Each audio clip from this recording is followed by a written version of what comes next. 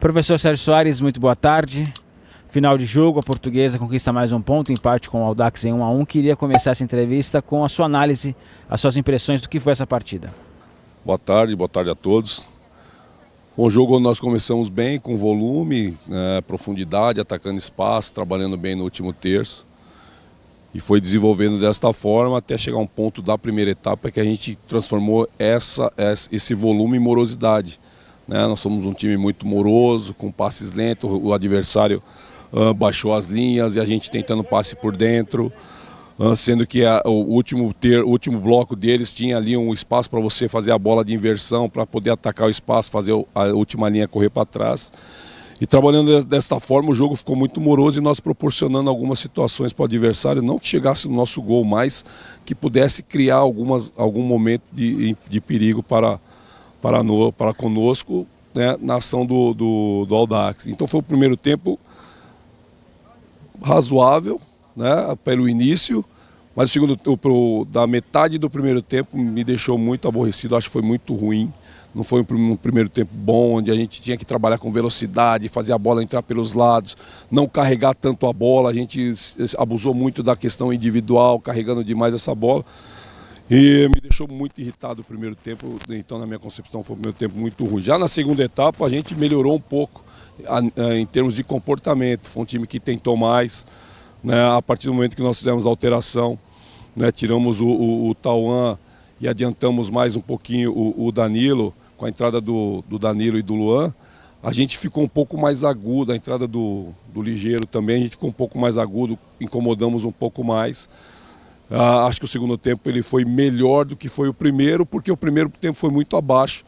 E com isso a gente acabou tomando um gol. A verdade, o gol que nós tomamos do Audax foi um reflexo do que nós fizemos no primeiro tempo, né? Disperso. Né? Você toma um gol de bola parada que o cara sai de trás e vem a cabecear no primeiro pau, aí isso é falta de atenção, que aconteceu muito na primeira etapa. Foi chamada a atenção no intervalo, mas mesmo assim ainda a gente deu esse vacilo, mas melhorou o segundo tempo. Melhorou, mas ainda essa melhora, né? Ela não é em termos de comportamento, tá? A gente precisa ter um comportamento melhor, comportamento de um time que sabe o que quer, que sabe onde está, que sabe onde vai chegar. E é isso que eu já cobri com eles no vestiário. Professor, algumas perguntas chegaram por parte da imprensa e vou repassá-las ao senhor, começando pela pergunta do Rossano Campos, da Sociedade News. Até que ponto o Daniel Costa faz falta na questão tática ao time, nas bolas paradas, como cérebro da equipe? O Giovani e o Danilo Pereira são bons jogadores, mas não conseguiram desempenhar o mesmo papel. Olha, o Daniel é um jogador importante, a gente sabe disso, né? O Daniel é um cara que faz a construção ofensiva do nosso time. Só que o Daniel hoje, a gente teria que preservar o Daniel. Né? E em preservar o Daniel, você tem que buscar as alternativas, jogadores da posição. O Giovani é um jogador da posição. Eu entendo que você precisa de ritmo, né? O Giovani, hoje que ele veio jogar na primeira vez que ele jogou na posição dele, né? Ele teve 2, 3 oportunidades, mas jogando pelo lado. E claro que você sente um pouco, e a falta o problema de nós não termos treinamento, e isso também atrapalha um pouquinho, né? Não adianta você falar assim, pô, eu vou cobrar do jogador, mas pô, a gente treina muito pouco, a gente joga e treina, aí você tem que mudar, aí você tem que tentar na conversa. Então eu dou um desconto para os jogadores, né? Eu sei da importância do Daniel, sei o quanto o Daniel representa dentro do nosso time. Mas eu tenho que respeitar sempre o meu elenco, né? O Giovani e o Danilo são bons jogadores, o Danilo principalmente uma característica diferente dos dois, é mais ágil, né? O Daniel é um cara que pensa o jogo como o Giovani, mas a falta de ritmo às vezes atrapalha, né? Mas assim, eu gosto de valorizar aquele que entra, né? O Giovani fez o que ele de repente conseguia fazer, e o Danilo é um cara que vem entrando sempre, o Daniel é uma exceção. A pergunta agora é do Lucas Ventura, do Netlusa. Ele diz o seguinte, que o Léo Castro não rende como 9. Se ele não poderia jogar por trás do atacante como jogou ano passado? Olha, o Léo tem característica para ser um falso 9, né? Para trabalhar por trás também. Né? A gente conversa muito com o atleta, né? A gente conversa com o atleta onde ele se sente confortável. O Léo se sente confortável fazendo referência. Essa falsa referência que sai, que vem buscar. Várias vezes ele saiu da linha, trabalhou entre linhas. E dentro dessa movimentação do Léo, A gente tem o Léo como um homem, o Léo tem a 9 nas costas, mas o Léo não é um 9 de característica, o Léo é um 9 de mobilidade. E dentro dessa função, Lucas, ele consegue fazer ser um 9 de mobilidade, trabalhando como esse falso, com esse 10, 8,5 que a gente falava. Ele faz as duas funções dentro do jogo, ele não fica lá trabalhando com os zagueiros, brigando, ele vem buscar e, claro, que ele se sente confortável assim. Eu respeito muito onde o jogador se sente confortável. De repente, dentro da tua visão, é uma opinião sua, mas a gente tem o dia a dia e no nosso dia a dia o Léo se sente confortável fazendo um 9 de mobilidade. A pergunta do Fernando Mendes, da Soldati News, diz o seguinte: Sérgio, você acha que em situações de dificuldades ofensivas e de criação, a subida do Luiz Ricardo para jogar mais ao lado do Daniel Costa é uma possibilidade possível de acontecer? Talvez com Marzagão, Tauan, Luiz, Daniel e mais dois à frente, ou a retirada de um dos dois volantes, com o Raylan entrando ao lado direito? É uma alternativa, mas eu digo simples, Fernando. Tudo que você faz, você tem que treinar. Eu, pelo menos, sou dessa opinião.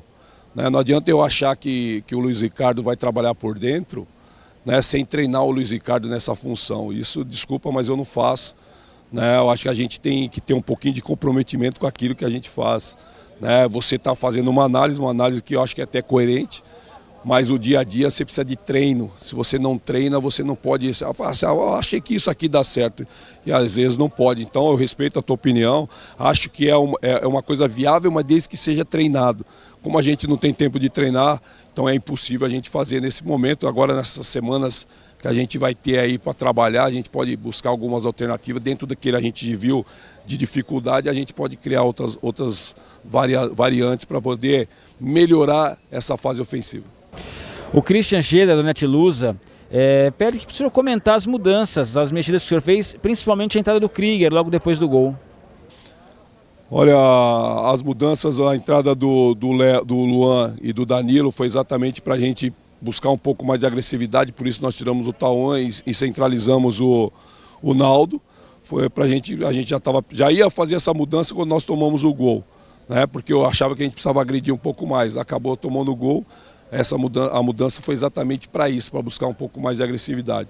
A entrada do Ligeiro, não, entrou o Luan, entrou o Danilo e o Ligeiro, Então, desculpa, a entrada do Ligeiro e do Danilo foi exatamente para isso.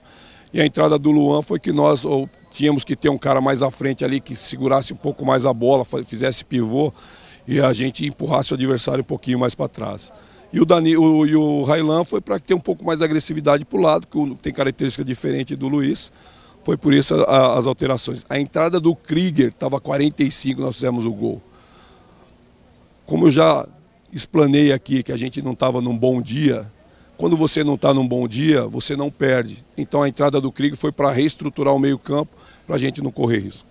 E professor, para encerrar, o senhor vai ter finalmente uma semana cheia para treinar. Qual que é a importância desse período, dessa semana cheia de treinamentos que o senhor tem entre o jogo de hoje e o próximo jogo contra a Portuguesa Santista? Olha, Dom, é muito importante a gente ganhar no descanso, A gente vai trabalhar, mas a gente também tem que ganhar no descanso, que houve um desgaste muito grande dentro dessa trajetória. E a semana cheia, muitos falam, agora tem tempo para treinar.